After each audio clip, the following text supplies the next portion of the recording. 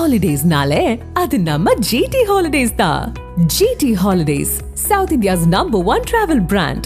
You know you are special when you're with GT Holidays. Thiruppuvanam Vaigai ஆற்றில் உங்களுடன் ஸ்டாலின் முகாமில் பெறப்பட்ட மனுக்கள் மிதந்த விவகாரத்தில் வட்டாட்சியர் பணியிட மாற்றம் செய்யப்பட்டு 7 பேர் மீது ஒழுங்கு நடவடிக்கை எடுக்கப்பட்டுள்ளது.